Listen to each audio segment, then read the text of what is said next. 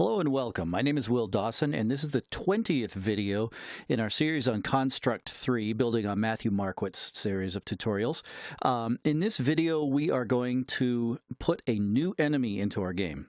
So the people in my class, if you're just joining us off the internet, have built in the last lesson. Last assignment was to use the Piskel app to create a new enemy of their choice. I recommended, for simplicity's sake, that we make some sort of a blob monster. So this is the one that I made. You can see the frames over here, and this is the animation as it will run. So we've exported that as a sprite strip, and now we will put it into the game. However, we've got some hurdles that we need to deal with here. So for example, if we look at our event sheet, we've got our current enemy in the game is, mine is a zombie. Other people have used other enemies, but everybody pretty much just has one enemy in the game so far. But because we're using the free version of Construct 3, we have a maximum of 50 events that we can use for the project. And so far in this project, I've used 16. I only have 16 events left. I'm up to, that's event number 34. So we need to be a little careful depending on how much we're going to do with this game, what kind of plans we have for turning this into an actual game that is expansive enough to be worth somebody's purchasing, maybe, right? So let's just have a look real quick. We've got an event for the zombie. If the patrol is 0, he's going to the right. If the patrol is that way, that's 2. If he dumps into a wall, he switches direction. That's 3 events. Here on collision with the slash, and here if his HP drops to 0 or below. So I don't think we have anything else. That's 5 events, though, that it takes up to run our zombie currently. That's more than I'm willing to duplicate to get another enemy in here that's basically just going to go back and forth the same. I mean, his behavior is going to be pretty much the same as the zombie. So I won't want to burn 5 more events just to put him in. Luckily, what has happened so far, if you go back over your events that you have for the zombie, we never actually change his animation. And so we have an opportunity here because of the fact that that we could just have a separate animation, and the code never switches the animations to anything else. We can just add a new animation to our zombie, and he would look like a different enemy. It would still be the zombie, but it would look like a different enemy, and that would be fun for gameplay. But even more so than that, once we put the zombie in the game, if we're going to change the artwork, our zombie master is going to change and have all that artwork reflected. So it's not like we can just change the artwork on some of them, but we can pretty much change the instance settings for everything else. How many? That's an instance variable. It's HP. Yeah, we can change that. So the blob can have more or fewer hit points than our patrol enemy. So I think that we can get away with that. We might even be able to get away with, I'm going to try this real quick. The max speed of our zombie is 50, and I'm going to set that. You can find out with me on the fly right here if I can set that separately for each instance. I believe we can. So we can have our blobs travel a different speed, have different number of hit points, but they're going to go back and forth between our walls exactly the same as a zombie. So first thing, let's grab our zombie and come on here. We're going to edit the animations. First thing I'm going to do, I'm just going to change this from being called walk. Let's rename that to zombie.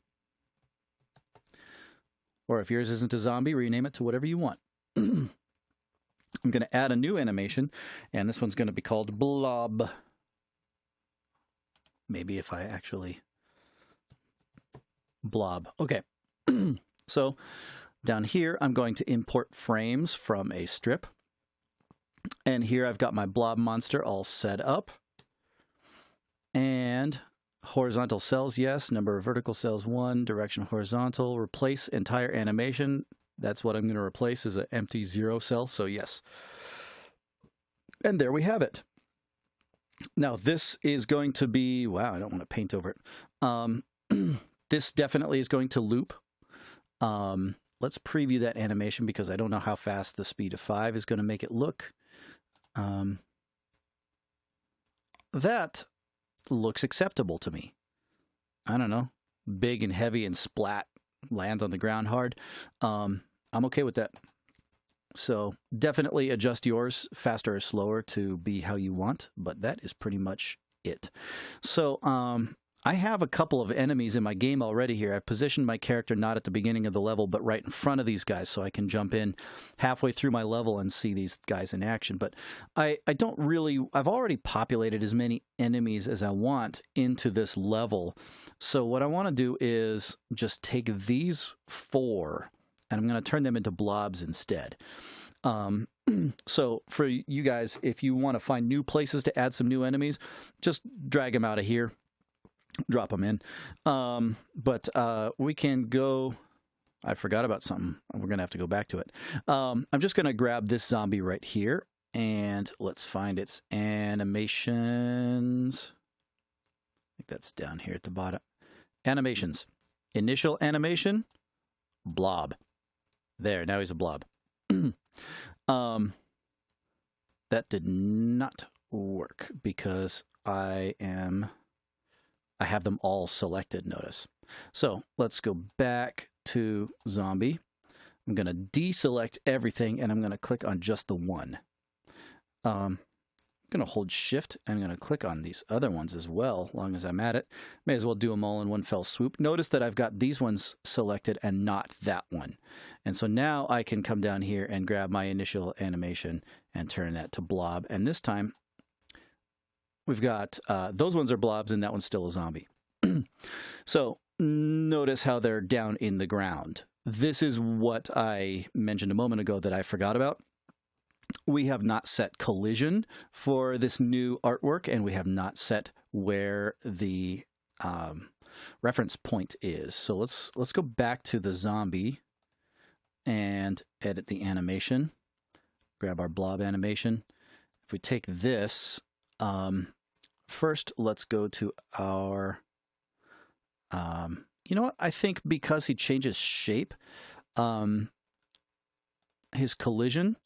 Definitely, I'm going to pull that in to about there. I'm still going to keep it square. It doesn't have to be all perfect or anything. But,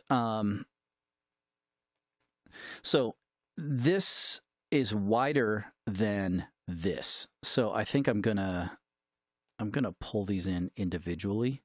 It's probably not a huge deal either way, but I'm going to err on the side of more detail in how I'm working instead of less detail. Just make sure yours works as far as I'm concerned. This one, we're going full width. You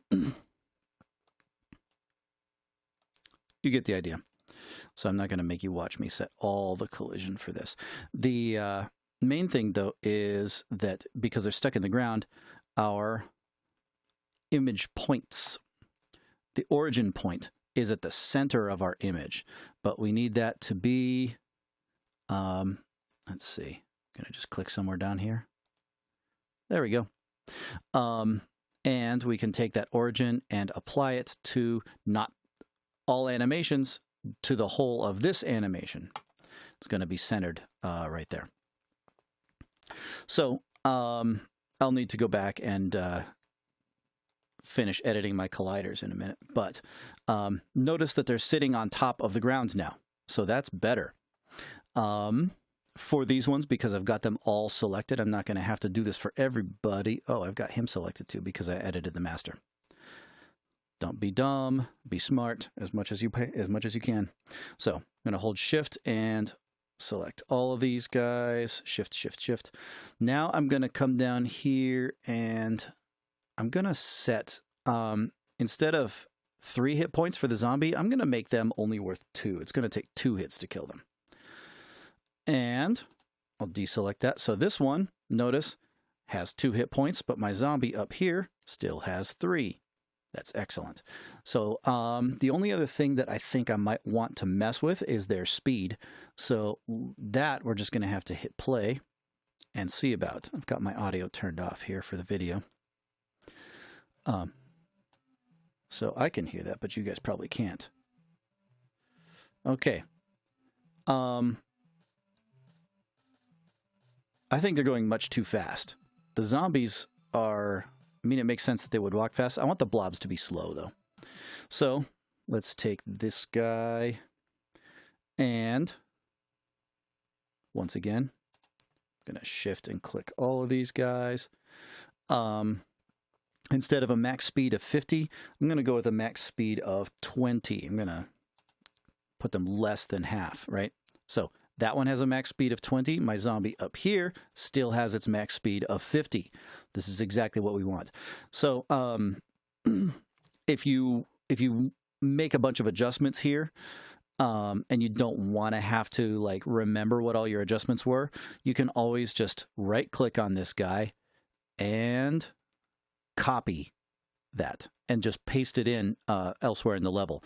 So it's not like you have to I mean, if you've got 15 different modifications to make this guy different than that guy just to save on your events over here so you don't run over 50, there are ways to just copy this guy. I mean, you can even go between levels, right?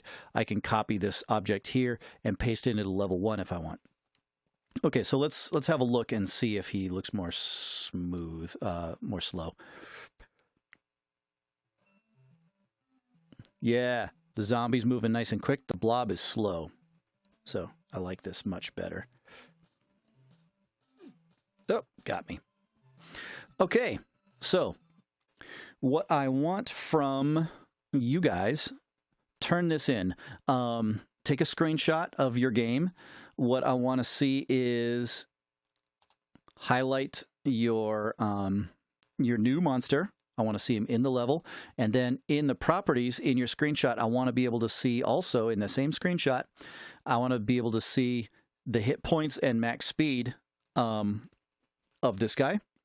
Take a second screenshot where you've got your other original enemy, and I want to see the hit points and max speed of that guy as well. So as far as differentiating the enemies, I think the speed and the number of hit points, number of hits that it takes to kill it is plenty enough to make them different for gameplay. So give me those 2 screenshots, one of your old enemy, one of your new enemy, where I can see those 2 things in the properties. And of course, I want to be able to see highlighted which enemy we're looking at in your level here, and get those turned into me.